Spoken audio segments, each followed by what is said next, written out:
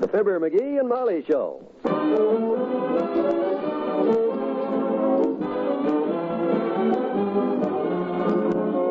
NBC and Tums bring you Fibber McGee and Molly transcribed. The show is written by Phil Leslie and Ralph Goodman and directed by Max Hutton.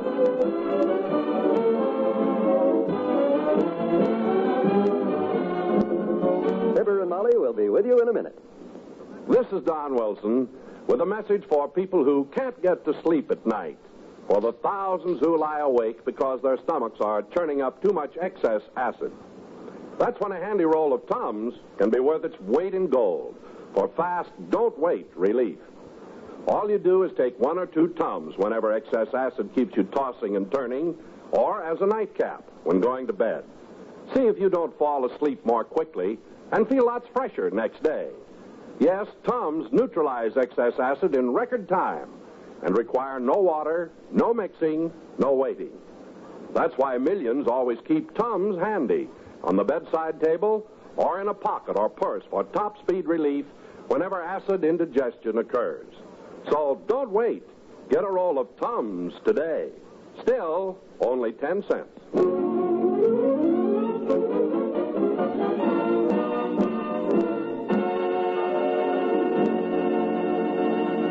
The topic under discussion in the McGee living room right now is the Wistful Vista Ladies Club Christmas Fund. Mr. McGee undertook to raise some money for the fund last week, and he didn't do badly either because Mrs. McGee says... And I think it was wonderful that you were able to take that $10 and invest it so cleverly that you ran it up to $30. Just routine, Tootsie, just routine. So I'm going to turn in the $30 and tell the other ladies that my smart husband did this. Oh, no, not yet, Molly. You just leave that $30 right where it is in the sugar bowl. Yeah, but dearie... I haven't even started yet. I told you I'd run that dough up to $100 for you, and I'm gonna. But $30 is more than any of the other ladies have made. I'll be so proud to show them how clever my husband is, and... You'll be even prouder to show them 100. That's 3 times as clever as $30. With Thanksgiving and all last week, I haven't had time to look around for the right investment yet, but I'm watching. Don't you worry, I'm watching. But you might lose it on your next investment. Lose it? How could I possibly lose it? That question has so many answers I wouldn't know where to start. You know, Uncle Dennis once said something to me that I've never forgotten, McGee. What'd he say? Not so much ice in it? No, I was just a little girl at the time, and I was watching him pour himself a glass of root beer. What kind of beer? Root beer. Oh. I said to him, how do you always keep the foam from running over, Uncle Dennis? And he said to me, McCushley, he said, I always quit as soon as I get ahead. That's something you should learn to do, McGee. Quit when you get ahead. Oh, that's a cute little anecdote, my dear, but what's it got to do with me making money for your ladies' club? I fail to see any connection between Uncle Dennis pouring root beer and me. Never mind, skip it. What are you looking at, somebody on the porch? Mailman just came. I'll get the mail. Oh, dear. He's not going to be satisfied till he gets himself involved in another get-rich-fast deal and loses that money for me.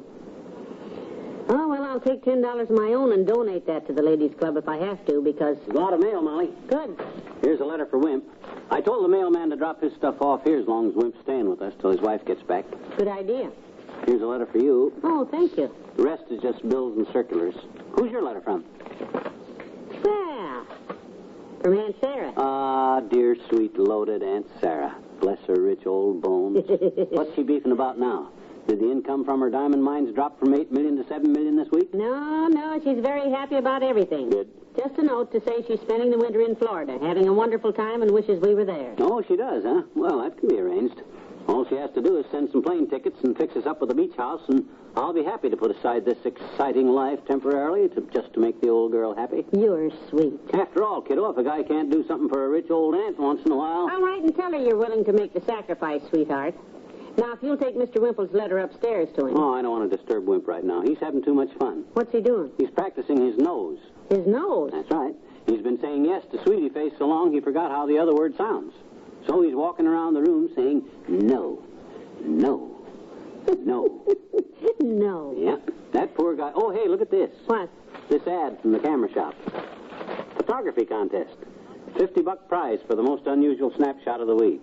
Aha! That's the kind of deal I've been waiting for. Deal? I don't see what For you your can- ladies' club, kiddo. I'll invest some of that money in films and stuff, take my camera, go downtown, shoot the most unusual picture this week, cop the prize, and toss the $50 on the drum for the ladies' club. You make it sound so simple. Oh, how can I miss?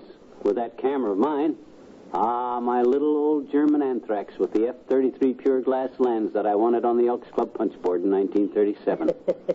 Why, with that camera and my talent for taking unusual pictures, I'm a cinch. Well, now, when they say unusual pictures, dearie, they don't mean the kind with a big thumb sticking up in the foreground, you know. Ah, that was an accident. That don't always happen. My picture album is over here somewhere. Oh, here. I don't get my thumb in all of them. Let's see one. Here, take a look at that. Did you ever see a more interesting picture of the City Hall? Look at that composition, that majestic feeling. No thumb in that one. I took that picture, dearie. Oh, yeah, so you did. Well, how's about this one? Dugan's Lake at sunset. You didn't take that, did you? No, dearie. You took that one all right. And it isn't Dugan's Lake at sunset. It isn't? That's what came out when you accidentally snapped the shutter when you were loading the camera in the kitchen. And but what about this sunset and all those trees? You got it pasted in upside down, you see. What? That's a fried egg and some parsley. That's what I say. It's unusual, ain't it? I'm going to get my camera out and check it over and then run down to the camera shop and get an entry blank. I'll need plenty of film because, boy, when I start shooting pictures,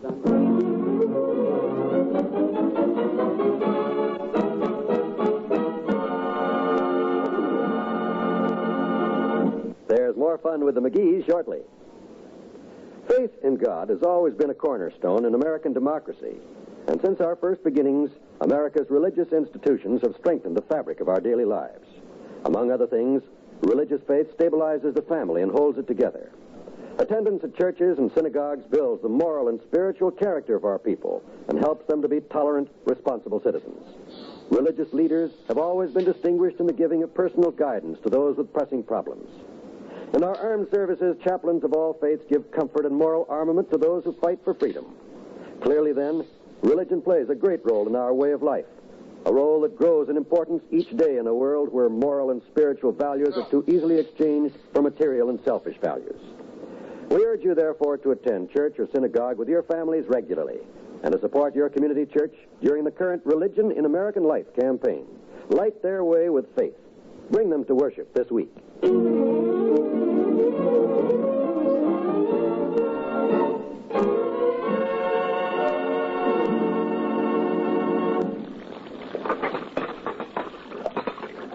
Oh, dear.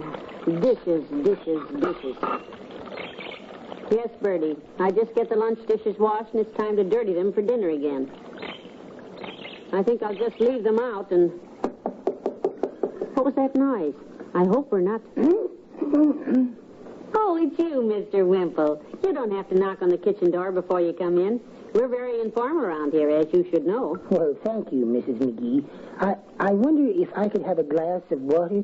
Oh, well, certainly. I didn't have a glass upstairs. Could I have a large one, please, full of hot water? Hot water? Yes. I'm going to take a bath. I beg your pardon? I always use a glass of hot water to rinse the ring off the tub after I'm finished. Oh, I wondered if you were going to take your bath. Well, say a letter came for you a while ago. It's there on the table. See it? Oh, I have it. Thank you. Oh, it's from her. Her? I suppose you mean... Yes. Sweetie Face, my big old wife. I recognize the fragrance on the envelope. Oh, scented envelopes, huh? What is it, Shalimar for romance or taboo for mystery? No. Sloane's liniment for muscles. She likes to keep me reminded that... Oh, darn. Something wrong? Oh, no. I meant to say, oh, goody. Her mother is better, and Sweetie Face is coming home next week. Oh, well, I'm glad her mother is better. Do you have a nice relationship with your in-laws, Mr. Wimple? Just perfect, Mrs. McGee. Haven't seen them since 1940. It's been lovely. Actually, her mother never approved of our marriage, you know. Really? Yes. We eloped, you see, and her parents were so angry that when we got back, her mother tried to trip her. Trip her? You know, when she carried me across the threshold. Oh. Like I was saying to Mr. McGee. Oh, by the way, where is Mr. McGee today? Well, he should be home soon. He went down to the camera shop a while ago. They're having a photography contest this week. Oh, I love contests. Yes. McGee went to get an entry blank and some film. There's a $50 prize for the most unusual picture. My goodness, I wish I'd had a camera this morning. Up in the maple tree right outside my window, I saw a rare purple-crested snooty bird. Did you ever hear the cry of the snooty bird?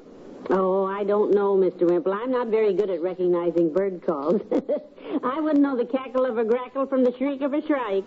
Well, the snooty bird has a very peculiar little cry, Mrs. McGee. It goes, shoot-the-wick, shoot-the-wick. Isn't that interesting? They're fascinating little creatures, really.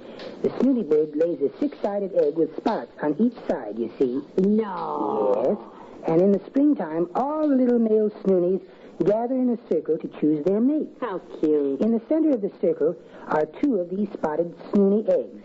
And each time a female snoony bird passes by, the little males roll the eggs out with a loud cry of, shoot-the-wicks, shoot-the-wicks. And the lucky bird who turns up the most spots wins the little lady. Heavenly days. I'd certainly like to see that. Oh, no one has ever seen it, Mrs. McGee. We've only read about it, of course. If anyone ever got a picture of that, they'd be sure to win a prize because... Hey, Molly, I'm back, kiddo. I'm back. I'm here, dearie. Hello, Mr. McGee. Did you get your entry blank from the camera shop? Oh, hi, Wimp. Yeah, boy, I'm all set. I'm going to start taking pictures tomorrow. Come and help me unload the car, will you? Unload the car? What'd you buy that... I'm going into this camera contest right, Tootsie. You get one entry blank with every roll of film, you see. So I bought $20 worth. $20 worth of McGee, that... 40 rolls of film. Yep. The way I figure this thing, kids, if I take enough pictures, I'm bound to win that prize. So I'll start tomorrow morning and shoot everything in sight. Because with my little German anthrax camera with the F-33 lens and my talent for...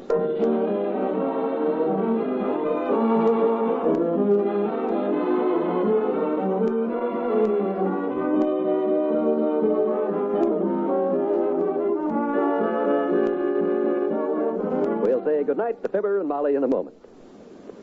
Here it is, the 1st of December already. Christmas is almost upon us, and if you're like me, I'll bet you haven't even started your Christmas shopping. It's always such an energy-consuming job to find exactly what you want. But we all seem to come through the Christmas season unscathed. Maybe it's because we all have a good American sense of humor. All of us enjoy the better things in life, but we take the bitter with the better and season it with a laugh. Radio entertainment helps chase your worries away, too.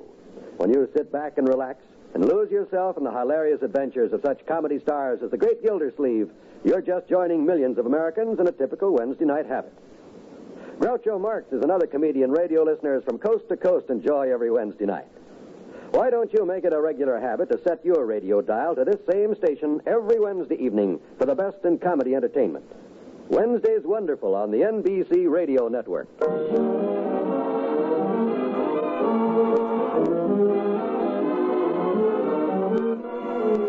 Just checking over your ladies' club money, kiddo. Making sure I got it all straight. I had $10 to start with, and I ran that up to $30. Right. $20 worth of film, stuff to develop my pictures after I take them with, car fare downtown and back, incidental expenses come to, let's see, 2 is up, please, 5, 4, 2, and 3 is 5, carry the one. Yeah, it checks. How much is left? 90 cents. I'll keep it up here in the sugar bowl till I win the $50 to put with it. Good night. Good night, all.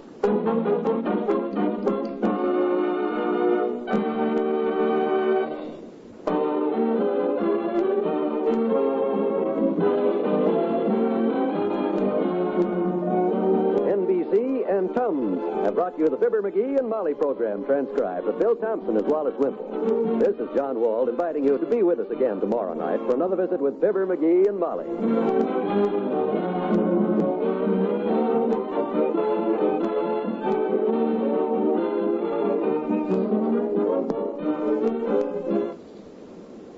Enjoy 2 hours of fine music Mondays on the NBC Radio Network.